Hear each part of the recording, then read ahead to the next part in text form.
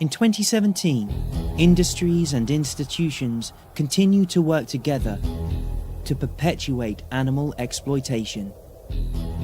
As more and more people became aware of this, the corporations became desperate, peddling a phony narrative that further undermined the health of our planet and its people. This documentary highlights how these forces are starting to diminish and how the undeniable paradigm shift is shaping. We are putting pressure on a system, and the system will break. There's 66 billion animals that are being slaughtered every year. So should we all be going vegan? And I think more and more, particularly as technology brings us closer to that process, people are opting out of that system. People are going vegan left and right. This year has been amazing for the vegan movement. Today people understand how cruel the fur industry is. I promise you a future exists where every animal is treated with love, respect, kindness, dignity and compassion. I believe we're close to the tipping point. And the debate started. What is milk? It's just about understanding what's better for you. You know, humans, animals, our planet. Within weeks and months of watching the film, they're feeling better than they ever have. Moving to a plant-based diet is really just a solution to so many of the most pressing problems that we face today. It'll become the single biggest movement in 2017. It's something that everybody can try. And the progress is all around us. The world really is changing. I'm so incredibly optimistic. It will happen. As Nelson Mandela said, it always seems impossible until it's done. The story begins with two people in January. One is Senator Tammy Baldwin in Wisconsin in the US. The other is Irish animal rights activist Sandra Higgins. It was a moment where two opposing ideas about the future of food took hold. Higgins launched a small billboard campaign against the dairy industry, which proved an extraordinary experiment, starting in Northern Ireland but quickly expanding worldwide. And by the end of the year, no one could have foreseen how it would play out. Vegan campaigners are free to brand British milk production as inhumane after a ruling by the advertising regulator. There was a campaign saying there's no such thing as humane milk, and they won. During my time on the farm, approximately about 2,300 babies will have been born over those 4 years. So that's 2,300 babies whose mothers were denied the right to feed their young. And that's something that haunts me to this day. Meanwhile, in the US, Senator Tammy Baldwin began a campaign against plant milk. Baldwin introduced the Dairy Pride Act, which stopped non-dairy products such as soy or almond milk from being labelled milk, yogurt or cheese. Under the Dairy Pride Act drafted by Senator Tammy Baldwin, the FDA would have to crack down on products that use terms like milk or cheese in a way that's misleading. Senator Baldwin says the act will stop misleading consumers at the grocery store about the products they're buying. When you say milk, we mean a dairy product, and we mean quality, and we need particular nutritional standards, and you've got to apply the law and make sure that these imitators don't get away with misleading the consumer and cutting into dairy producers' revenue. Right now, there are tears of frustration in the debate over who gets to put milk on their labels. On one side, you have the long, dominant dairy farmers. And several farmers say the mislabeling is frustrating, especially because they have the potential to lose sales. And on the other, you have the new kids on the block. Rocket! Tennis star Venus Williams. I do plants. And hip-hop producer DJ Khaled appear in these new up-tempo ads for Silk almond and soy milk. They're part of an industry of plant-based products described as milk substitutes.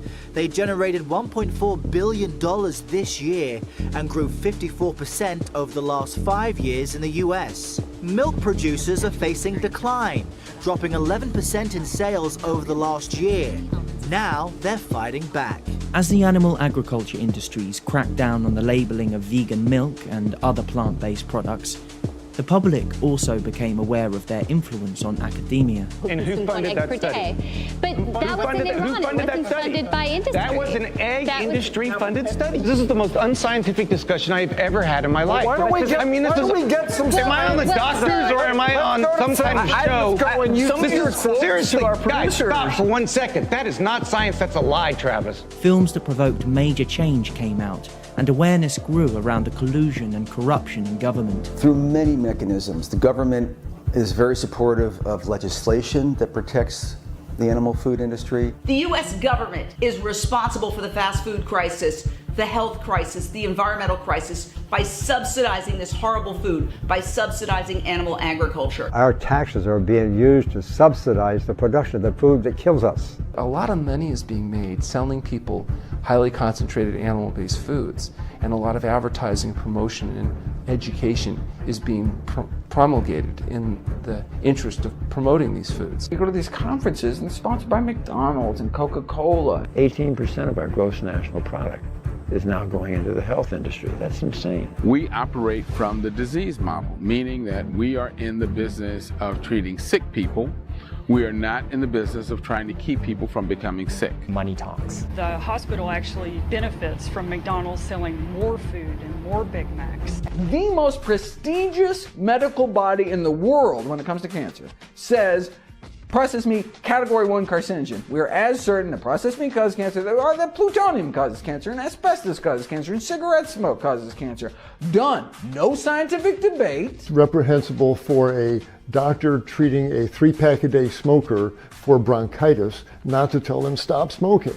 And the same identical way for the person who's clogging their arteries, making themselves diabetic, inflaming their tissues from what they're eating, for the doctor not to say change your diet. The meat, dairy and egg industry are having quite significant influence on the information going out to doctors. That industry also has co-opted universities, influential scientists, even charities, to then give information which are based on half-truths. American Heart Association has an industry nutrition advisory panel where you can pay $10,000 every single year if you are McDonald's or the Beef Checkoff or Coca-Cola, and they will give you special access to the nutritional policy advisors. I think that the medical profession engages in an all-out campaign to create doubt. Again, these are not my slides. This is a U.S. government program. What do we want to do? We want to trigger cheese craving. So let's talk about the American Diabetes Association, which accepts money from Oscar Mayer processed meats. Corruption has worked its way into the health industry. Doctors are not taught. They get their knowledge how everyone else gets their knowledge, basically, through the media. Here's the problem when you're talking about preventing disease, there's no one size fits all. So if you say meat is bad, that's not necessarily true for everybody genetically. You'll die as an infant if you don't eat animal products. Grilled chicken is very good for you, madam. There's a lot of misinformation in the public space about health, and it fosters confusion unnecessarily because it's not really that confusing. The overwhelming majority of the evidence supports nearly exclusively a plant-based diet. People like good news about their bad habits. Toss out that nutritional food guideline and eat more fat. It's good for you. More delicious fat. I like this story. What do you think is the biggest misconception about a vegan diet? The biggest misconception is everyone says, where do you get your protein? You know, we grew up with this belief that you need to eat animal foods, and that's being clearly debunked. And that, I think, is one of the most important things that's happening right now. I grew up thinking that we had to eat animal products. I grew up as a typical proteinaholic. The Academy of Nutrition Dietetics says that you can meet all of your needs for every stage of life on a vegan diet. You know, that's the largest group in the world saying that, so, I mean, it's pretty convincing. A world record-holding strongman is vegan. Mr. Universe of a few years ago is vegan. World record-holding ultra-marathoner. UFC fighters, football players. Being a professional athlete and a vegan, some people may think that kind of doesn't go together naturally. Yeah, I think the experience has changed all of that for me and for anyone that's looked into it. There's plenty of athletes all over the planet now, and for me, the experience of it, I felt so much better within days. I felt a difference in me as an athlete. It was a test and it was a challenge because I thought maybe I will get worse. I didn't really know. I thought the protein myth and all this stuff. There's a lot of myth about it because people are afraid if I don't eat meat, I will run into a protein deficiency. That's a myth. Not that you don't need protein, but like you don't hear people dying of lack of protein. People get too much protein. When it came to health, 2017 went down as a key year, as more and more misconceptions surrounding the vegan diet were overcome. It is a misconception that eating vegan is expensive, and often it's the opposite. We are true herbivores, and we should not be eating animal foods at all. Plant-based nutrition was dubbed the single most important opportunity to reverse obesity and diabetes in a prominent cardiology journal. In addition, the American Medical Association passed a resolution saying hospitals should provide plant-based meals and remove processed meats.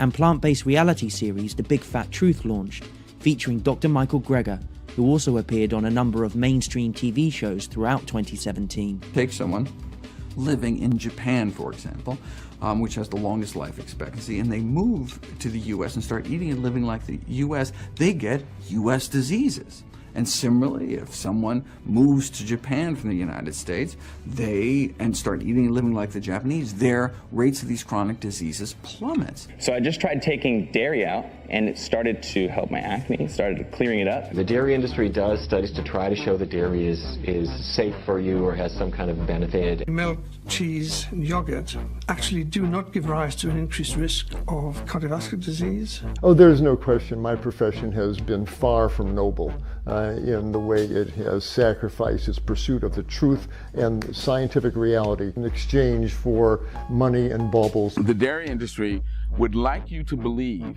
that dairy foods are the best sources of calcium. That is simply a lie. There is no study that has ever shown dairy calcium to be protective for bones. There is not a single more study that needs to be done that can fully convince the world that a plant-based diet is actually the best option for long-term health.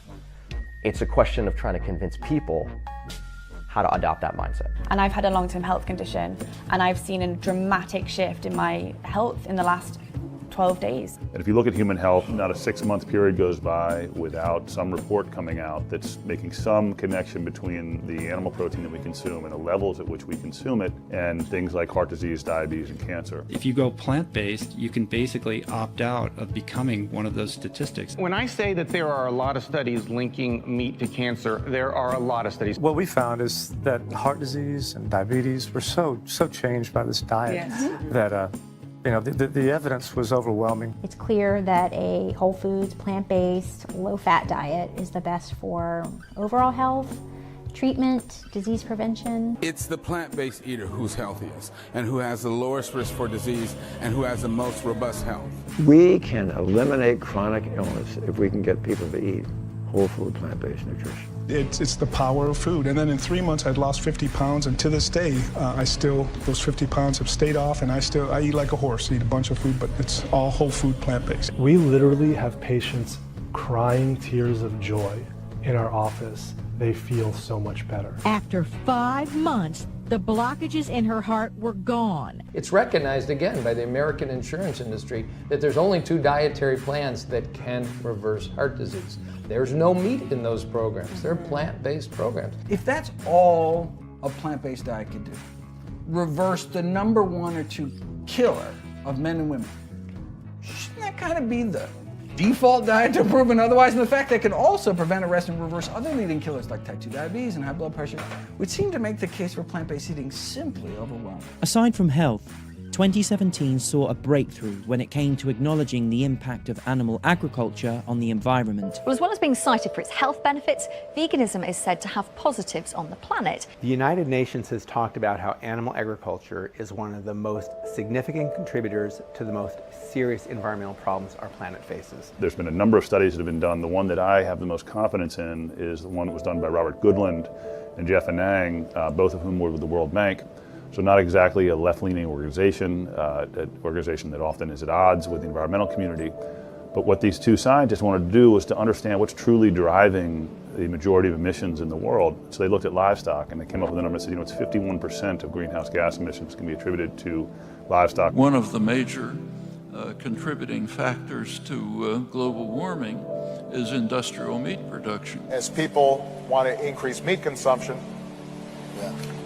that in turn is spiking the growth of greenhouse emissions coming out of the agricultural sector. Factory farming is responsible for most of the air, water, land pollution that disproportionately affects our poor communities. The raising of meat causes more global warming than cars and planes put together. They say the number one cause of global warming is the animals you eat.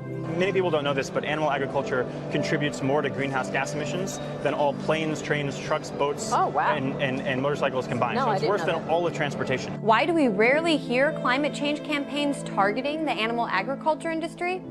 Let's follow the money. According to Open Secrets, the agribusiness industry spent nearly $33.5 million on lobbying so far in 2017 alone. That figure tripled by the end of the year. Meanwhile, a NASA-sponsored study showed that global methane emissions produced by livestock are 11% higher than estimates made last decade. And according to a report led by the Food Climate Research Network, based at the University of Oxford, switching to grass-fed meat does not benefit the environment any more than normal meat. Other articles also came out in several scientific journals, including in Nature and The Lancet, highlighting the deleterious environmental effects of animal agriculture. There was a recent study that came out this week that said that if everyone in the United States switched from eating beef to beans, we would actually meet our climate change goals immediately. It takes about 8 pounds of plant protein to produce 1 pound of animal protein. It's ultimately it's a very lazy way to get protein. Each and every one of us has the power to cut down on the consumption of meat eating. To feed the growing world population, is it necessary that consumers switch to a more plant-based diet? By choosing plants instead of animals, we require far fewer resources, less water, less fossil fuels, less land, which means that we don't need to cut down rainforests. We can let natural ecosystems grow. We can allow wildlife habitat to exist. It's shocking what's happening. There's never been any point in time like this. We're in the Holocene extinction. It's proven. It's extinction based on human impact. Our existence on this planet is only temporary, but the world that we leave behind will define the future and outlive us forever. A lot of people ask if people really can make a difference, and my answer is no. It's not that people can make a difference, it's that people do make a difference. Please consider my generation and future generations and know that we are worried about our future on this planet and we are looking to adults to help. I honestly feel like when I was younger I knew I would change the world in some way. I would be part of a movement, and I didn't know what it was back then. But I'm convinced 100% with all my heart now that I know it's veganism, because we're just changing the world. Pero también hay muchas frutas, vegetales, hay granos que se pueden comer y dan proteína, dan todas las vitaminas necesarias. People do realize slowly that non-human animals are not things. On dit qu'une idée révolutionnaire a 3 étapes avant d'être adoptée. And I've just seen an amazing transformation. I just want to share it with people. Pretendemos que nos escuchen, ya que no escuchan a los animales que van a matar, que sepan que estamos en contra de esa barbarie, que sepan que hay gente inteligente en este país que no apoya esas estupideces. Each one of us can choose whether we want to increase the amount of mercy in the world or the amount of misery in the world. The right to life, freedom, and justice are considered inalienable rights for humans. But one group staged a protest today demanding that non-human animals also be granted those rights. People don't have to eat animals to live. All my favorite foods like pizza and mac and cheese, I can still eat, in a vegan version. Always speak out. It doesn't matter if your hands are shaking. The earth can't wait for us. We have to change now. Social media is the most important thing for the movement. I got a bag from Whole Foods, and I got a bag from Trader Joe's, and it's all vegan. So today I'm going to be talking about how I started to be a cruelty-free makeup artist. We stop the truck so that we can get footage of the animals. We look at the animals to see what their health status is, but really it doesn't matter because at the end of the day they're all going to be slaughtered. So we're here just to show that these are living, breathing animals and that their lives matter just like yours matters and mine matters. They feel pain and suffer so do we, and we just want them to be respected. We're bearing witness to animals going to slaughter, and we're saying to the world, like, look at their faces, look at them in the eye. Do you really want, to kill this animal for, the pleasure of a taste? We can talk about animals, we can talk about antibiotic resistance, we can talk about climate change, we can talk about rainforest deforestation, famine, water use, ocean acidification, cancer, diabetes, heart disease. Well, there's also the whole aspect of the way they treat animals. They really don't treat them well. Veganism began to break growth records all over the world. The Veganuary campaign saw tens of thousands of people sign up, a staggering increase from earlier years. And in response to the burgeoning demand, food lines such as Fry's, Follow Your Heart and V-Bites gained real estate in supermarkets. However, it was not just vegan companies leading the charge. Dairy giant Danone White Wave Foods invested $60 million in its plant milk facility. Tyson Foods, one of the world's biggest meat processing companies, admitted that the future of food would likely be meatless. Coffee chain Starbucks added vegan beverages to its menu in order to stay profitable, and companies like Cargill began to sell off their feedlots, investing instead in plant-based food tech startups. These companies received record amounts of funding throughout 2017 as they began to mimic the taste and texture of animal meat using plants. It looks like meat, tastes like meat, yes, even bleeds like meat, but it's actually made from plants. I'm enthusiastic about the incredible amount of money that's being pumped into the movement. If you look at what a couple of companies in Silicon Valley raised in terms of venture capital, that's more money than the whole animal rights movement combined. We've raised more than $100 million. Within 10 years, we certainly expect our investors to be able to get their money back. I gotta say, it's good. It even oozes like grease. It bleeds on the grill a little bit So it's for made you. out of peas. What's the grease made out of? Well, it's plant-based grease too. We're taking plant material and we're running it through a process of heating, cooling, and pressure that stitches together the protein that's present in plants in a format that's very similar to how it's present in muscle or meat. And so we're essentially taking the animal out of the process. You say it's possible for meat lovers to move the plant protein and not miss anything. Yes. Impossible Foods' plan is to invent new choices for people around the world that satisfy their taste for delicious meat. This offers a huge opportunity for entrepreneurs, businesses, scientists. BurgerFi, it's a chain with more than 100 locations across the country. They're going to start offering a plant-based burger that they say actually looks and tastes like the real deal. Oh my God. I give it a 10 and so does the Russian judge. In my view, it is the future of meat. The whole world's moving in that direction. I can stay after, right? No, because I had it, and we actually did a side-by-side taste test with a burger that was a traditional burger made of actual meat, and we definitely preferred this. I'm going to have mine after. It's very juicy, Steve, so I suggest you wear a little bib of sorts. Well, and for those of us who do care about and think about our impact on the environment, I mean, oh my gosh, this is so good. I mean, like really good. Thank you very much. If you didn't tell me and had my eyes closed, I wouldn't really know. Is this the vegan? I honestly thought that was the chicken. Like seriously, how could you even tell that this was vegan? Another product gaining widespread attention and funding this year was lab-based meat. This technology is controversial for some, as it sees scientists build meat from cultured animal cells. But others see it as the answer to the problems we face. China invested $300 million into the industry. Hampton Creek began talks with global giants in the meat processing trade who are interested in licensing this new technology. And Richard Branson and Bill Gates, among others, invested in the lab meat startup Memphis Meats. You're seeing disruptive technologies change industries. So hotels are being disrupted by Airbnb, taxi cabs are being disrupted by the Lyfts and the Ubers, and the list goes on and on. I see that about to happen with the fast food industry. It's old school, it's 20th century. There was one extraordinary businessman at the center of this food technology revolution. Jeremy Coller and his FAIR initiative quickly gained the backing of an investor coalition worth almost $3 trillion. This powerful group of disruptors not only invested vast quantities of wealth into the meat replacement sector, but also applied pressure on the 16 leading food companies, including Tesco, Walmart, and Target, to switch from animal-based protein to plant-based protein.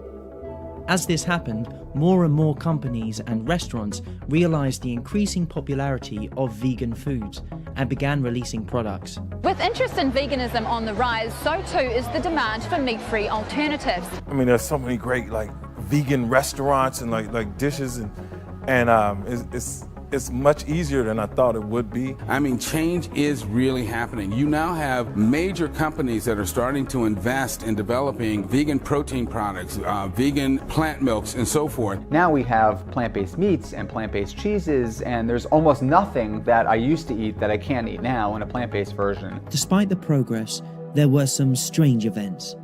The high-profile plant-based Impossible Burger was not deemed safe for consumption, but very few questioned whether anything was wrong with traditional meat. Hampton Creek's vegan products were dropped by American retailer Target after unsubstantiated safety claims, and nobody knew why.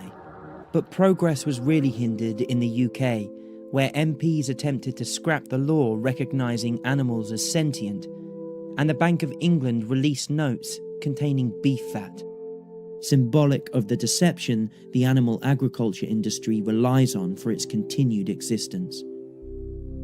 In addition, despite removing dairy from its draft dietary recommendations, the Canadian government insisted on investing $350 million into new dairy support programs. It was another contradiction that made us question the actions of those in power. And as we did this, we realised they did not care. They continued to subsidise industry to the tune of tens of billions. The flaws in their system became more obvious to the world, and revelations came to light about animal abuse. This is the captive bolt gun. Collusion between industries. The investigation revealed that some factories had been bribing inspectors and politicians. And the antibiotic resistance crisis. Use of antibiotics in livestock can lead to unhealthy, even dangerous outcomes. Antibiotics are losing their efficacy because of their mass use in industrial meat production. 80% of all antibiotics in the US are used on factory farms. Leading to a major medical crisis. Using antibiotics and misusing them just to make animals get fatter, or so you can cram more together and have more stressful conditions and feed them worse diets is the worst way to be using these incredibly important drugs. Most animals raised for food in the United States are grown inside giant industrial buildings called factory farms. For the first time ever, we have compiled drone footage of these facilities across America. If something is considered standard agricultural practice, it is exempt from cruelty prosecution. It is that loophole that allows pigs to be slammed into the ground head first, for pigs to be castrated and have their tails cut off without pain relief, chickens to have their beaks cut off, animals to be crammed in cages on factory farms. In 1992, 30% of pigs were kept on a factory farm in the US. By 2016, it was over 97%. Now let's face it, this is not an industry. It's an atrocity. It's like any pictures of animals cooped up. You don't want them to be like that. You want them to be free in a field. They have a war waged against them. Animal rights campaigners claim conditions there are appalling. There are many alarming revelations. In these concentrated animal feeding operations, crowded, stressed, standing around on their own feces. When we consume, what's called meat, this is the body of a living, feeling individual who wanted to live. So this is not just some personal choice. And at the slaughterhouse, they will be shot in the head with a bolt gun, which will fire a bolt through their skull to pierce their brain, and they call that humane slaughter. The conditions that these animals live in are absolutely horrendous. The crises were piling up, but the mainstream media would continue to peddle a false narrative, helping the world's most powerful industry instead of challenging it. A recent survey has shown a worrying trend among young people under 25 for dairy-free diets. My son only eats chicken fingers. I wear leather. That you are lacking in nutrients your body needs. Almond milk and soy milk seem to be okay. Dairy's better. The mainstream media will never tell our story because the advertisers are the meat, dairy, and pharmaceutical industries. Those industries stand to lose big if America and the world goes plant-based.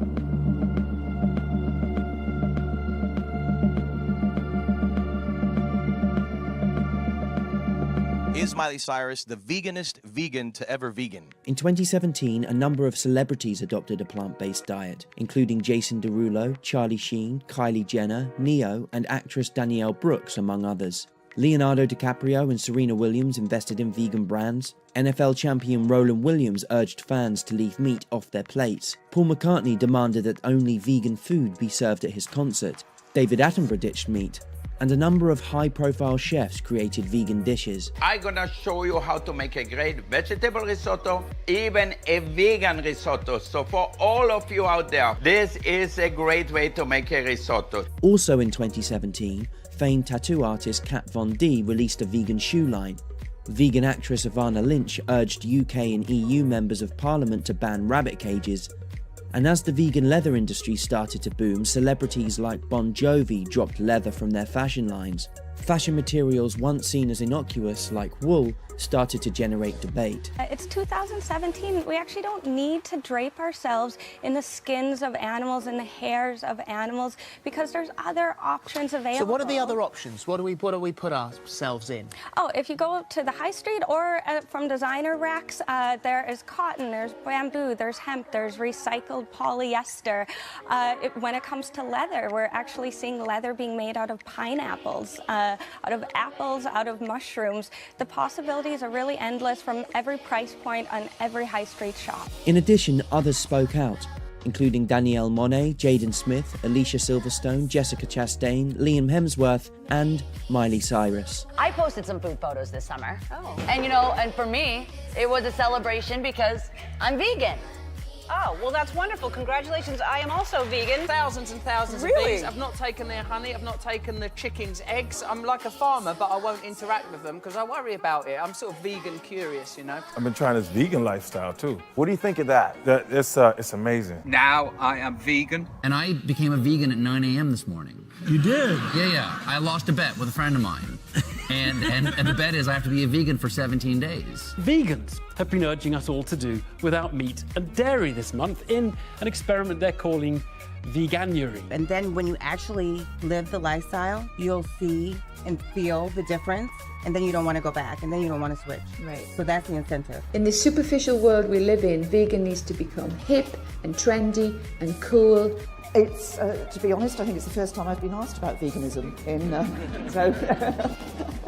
and fashionable. And I've got my fake leather shoes on, my vegan shoes, yeah. Awesome. How have you managed to preserve yourself so wonderfully when I preserve myself so chaotically badly? I'm vegan. You look pretty fit. What diet are you on? You on this? Plant-based. You're on a plant-based diet? Yes! Over the course of the year, many professional athletes also dropped animal products and set new records on a vegan diet. Vegan climber Kuntal Joysha scaled Everest. Fitness P90X founder Tony Horton turned to a plant-based diet, as well as soccer player Jermaine Defoe, NFL quarterback Cardale Jones, and basketball players Jahlil Okafor, Kyrie Irving, and Damian Lillard. I thought it was all hype. You know, I thought people just said it just because it was a healthier food, but I can feel it. I can definitely feel it. Getting away from, just the animals and all that, man. I had to get away from that. So my energy is up. My body feels amazing. Also speaking out about the benefits were NFL star Griff Whalen, basketball player Wilson Chandler, professional surfer Tia Blanco, and former rugby player Ben Cohen. Endurance athlete Rich Roll completed one of the hardest races at the age of 50, and a number of others adopted a plant-based diet after watching the documentary What the Health. What the Health? Including Formula One giant Lewis Hamilton. Plant-based diet you've gone on to. Yeah, I can't express to you how amazing I feel. This What the Health movie. Isn't that incredible? Driving the world crazy. Everyone's vegan now. My fiance watched this documentary called What the Hell. Everyone is buzzing about the Netflix documentary, What the Hell. A new documentary on Netflix has many people questioning their diets. And now we're vegans. Following What the Health, other films were announced, many with high-profile casts, including The Game Changers, From the Ground Up, Eating Our Way to Extinction, Eating Animals, Eating You Alive, The Invisible Vegan, Taking Note, Empathy, Seaspiracy, Meet the Future, and Dominion. UK indie documentary Land of Hope and Glory made waves with its release, and so did Netflix original Okja, with its groundbreaking budget of $50 million. We watched Okja, the film, and it just absolutely had us in tears at the end. We were ethically convinced immediately that there was no reason to kill any animals. And this is a work of art, and that's why art exists, because sometimes people can't handle the truth in its raw footage form, but they can handle an artistic work. In a striking move for mainstream television, the documentary Carnage was released by the BBC. Look at what the meat industry is doing to our planet. Look at what it's doing to other animals. Look at what it's doing to us. That's extreme. As these films circulated worldwide, the dairy industry lashed out more.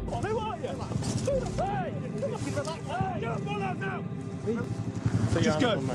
Okay. The dairy crisis is still putting many farmers under intense pressure. Peaceful protest. Go out there on the footpath where you belong. Once a sideshow in the animal rights struggle, the dairy industry became, in 2017, a key and central battle, and one the industry was losing. While dairy producers' profits plunged, research firm packaged facts predicted that the dairy-free market would be worth $28 billion in the next 2 years, a staggering growth from only $6 billion last year. Industry leaders admitted the dairy sector is facing an existential threat from vegan campaigning at a recent industry summit. Tammy Baldwin's attempts to crack down on vegan milk sales proved unsuccessful, and the dairy industry, in a confused state of desperation, began calling their own products plant-based. In addition, thanks to Sandra Higgins's tireless defence of her poster message, the Advertising Standards Authority in the UK ruled that you can legally state that humane milk is a myth. The idea that my pleasure or my taste or anybody's pleasure or taste is worth more than the entire life of somebody else is ludicrous, and it's immoral. Towards the end of the year, Plant-Based News' World Plant Milk Day was launched, and the dairy industry began its own counter hashtag. I'm Abby Reader, and I'm proud to be a dairy farmer. We're the Evans family, and we are proud of dairy. Proud of Dairy achieved only a handful of submissions, while World Plant Milk Day trended all day. The fate of the two hashtags a fitting metaphor for the competing forces, and a sign of increasing awareness. And I'll tell you what, there's nothing happy about the dairy industry. Calves that are born into this industry, particularly the male calves, are considered wastage. The calves are taken from their mothers a few hours after birth to be slaughtered and processed. And we warn this report may distress some viewers. Conditions on 2 Invercargill dairy farms have been described as catastrophic. So we have this rampant sexual abuse. A cow has to become pregnant in order to produce milk, and that they become these baby-making machines. We've done investigations at so many dairy factory farms across the country and have documented mother cows bellowing for days. All the cruelty in the dairy industry, the forced impregnation, the separating babies from their mothers, the slaughtering of the baby animals, the killing of the mothers as well, and the exploitation of their reproductive system, all of this cruelty and violence and oppression. And what's it for? Just so we can have a little bit of cow's milk in our cereal, so we can make a piece of cheese to fit with all the other ingredients on our sandwich. It's not about respecting me as a vegan. It's about respecting the life of somebody who feels like me, someone who's capable of the same physical feelings that I have. I'd like all people to look at the fundamental core of ethics and morality, which is treat others the way you want to be treated.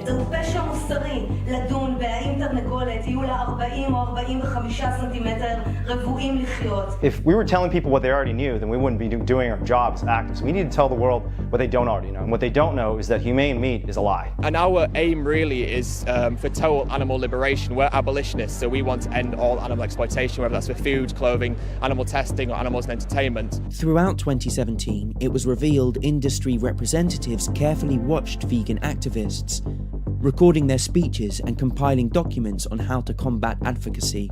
Press releases were published in an attempt to discredit their arguments, and FBI agents raided animal shelters in an attempt to intimidate animal rights activists. It's absolutely true that Most senior counterterrorism officials would be appalled by by this recent conduct of the FBI, and to pursue these animal activists instead of the people who are actually abusing the animals is actually a massive waste of resources. I think we'll continue to see a lot of resistance from animal agriculture in this country. This is a $250 billion industry. A lot of people's livelihoods are dependent on it. Anytime animals are being tortured, follow the money. We're up against a $1 trillion industry. We are living in a world that's deeply steeped in carnism. As the meat industry tries to suppress us. It's a powerful industry we're going up against. They spend hundreds of millions of dollars on lobbying. They spend, I think, millions of dollars on advertising. You know, there are so many subliminal manipulative techniques that are used by the advertising industry to encourage people to eat meat. They associate it with social status, with family values, with sex appeal, with masculinity, with upward mobility, with all these things that it has nothing to do with. Because for all of their money and for all of their political influence, we have one thing they will never have.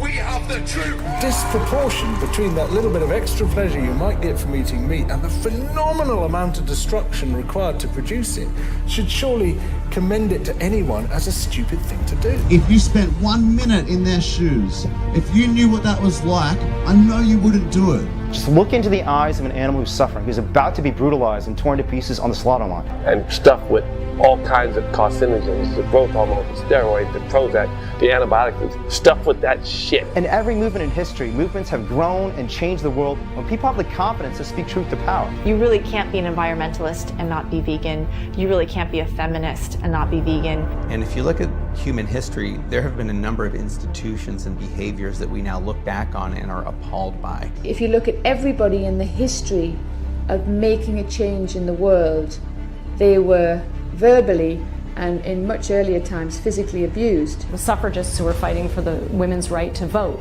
they were seen as hysterical, anti-males, you know, and it's a way of shooting the messenger. If you shoot the messenger, you don't have to take seriously the implications of their message. 100 billion animals made to be born into suffering to destroy our planet and to be the worst karmic disaster in the history of the world, reenacted every year, is unconscious behavior. Animals can't speak for themselves. They're so defenseless, and they're the most innocent, vulnerable beings on Earth. And I think at some point we're going to be looking back on today and saying, how could we have supported the system that was so harmful? And it's really basically habits. We're creatures of habit. We're also social animals. So if everybody around us is doing something, we start doing it, often without thinking about it. It's blatantly obvious now that we do not need to consume animals to be healthy. We'll be far healthier without them. She got her life back.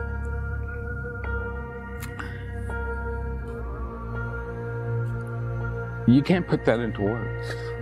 We like to think of ourselves as moral and kind and just, and extending that circle to include animals, I think, is the ethical calling of our time. So we need to have that bold vision and say, you know what?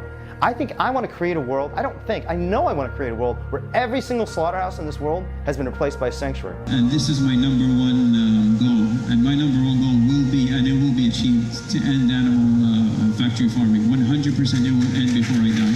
So we've personally invested in a company doing it for meat, company doing it for leather, company doing it for gelatin, company doing it for milk proteins. There are other companies doing it for eggs, for fish, even for spider silk. We think it's going to be one of the most impactful and one of the most profitable technology revolutions that the world has ever seen. أنا ما يذوقون اللحم يفرحون الآن الناس عندنا كثير من الأطباء يقول احذر اللحم واحذر الشحم. I think that the oppression of animals is the gateway drug to oppressing humans. If you put a rabbit and an apple in a crib, the baby will eat the apple and pet the rabbit.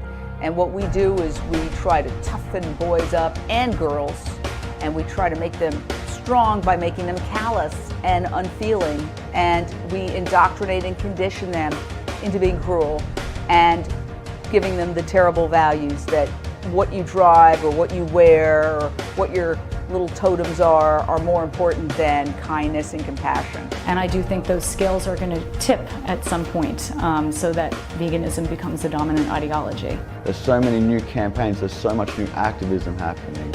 The Save movement is growing, more people getting to these slaughterhouses and showing people these animals. I think that's one of the most powerful things happening right now. The Cube of Truth by Anonymous for the Voiceless is growing in city after city after city. It is so amazing to be a witness to the growth and development of this cruelty-free world, especially in the beauty world. I talk to some people now who look back on, for example, Ringling Brothers Circus closure, and they say, oh, it was inevitable. It wasn't inevitable, but nor was it impossible. Nothing about what we're doing is inevitable nor impossible. By the end of 2017, there were a number of promising developments. Ag-gag bills, designed to cover up the reality of factory farming, were declared unconstitutional in several states in the US. The charity Viva crowdfunded vegan cinema ads in the UK. A political think tank called for a vote to make factory farming illegal in Switzerland, and animal rights marches broke record numbers all over the world. The easiest thing that any one of us can do to help animals is simply leave them off our plates and stop paying for their abuse. Online access to information about how to live vegan is more accessible, with new recipe guides and resources coming out all the time. Groundbreaking media using social media, YouTube, Facebook, and video to get the word out is so important. As young people predominantly get their news from these platforms now, a new generation is being created in the biggest health, environmental, and ethical movement ever to exist. What's exciting about that is it shows the generational shift. Even people perceived to be against the new way of thinking began to speak out, including Unilever president Amanda Suri. In addition, supermarkets redesigned meat aisles to encourage consumers to buy less meat. Tesco's hired a director of plant-based innovation, the first position of its kind, and the German Ministry of Environment also made changes. The German Ministry of Environment bans meat at all of its official functions. In addition, media outlets like Unilad published articles. The Guardian listed meat and dairy alternatives as the #1 megatrend to fight climate change. Car companies such as Tesla ditched leather interiors. Restaurant chains like Pret a Manger expanded their veggie stores, and sports clubs like Forest Green Rovers went vegan. Veganism is no longer viewed as a fringe lifestyle choice. It is a moral framework searing into the consciousness of huge numbers of people. The question now is, what will you bring to 2018?